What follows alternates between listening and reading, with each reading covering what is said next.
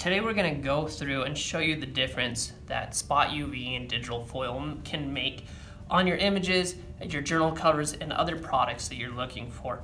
The image you're looking at right now here on the left side, you're going to see has no digital foil and no spot varnish, whereas here on the right you're going to see that the colored pencils have the spot UV on them. So you can see the light reflecting off of it here on the right side, where on the right you don't. You just have the coated stock paper, whereas on the right you can see how that gives it the detail and really makes the colors pop. But of course it's a raised finish, so you're going to be able to feel it as well. On this next one, you're going to really be able to see how the spot UV makes the details pop out. You can notice a stark difference between the two. I'll move it so you can see the light and how it reflects off of each side. And so we'll continue to go through this. You'll notice as we go that it gives it quite the look, making it really pop. On the right here of this rim, it makes it look like it's chrome.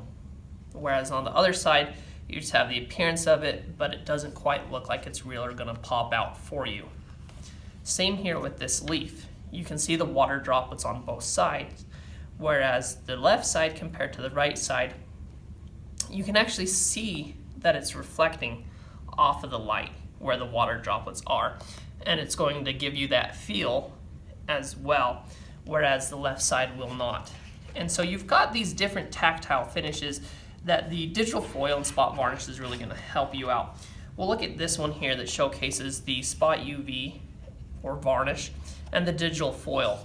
Here on the left you have just a normal print, whereas on the right you've got the black where the spot UV is and the gold digital foil, and it really showcases the differences between the two. Hopefully with this light reflecting off, you can see the difference between the two. Please note that we are in the process of making samples of these for you guys to have.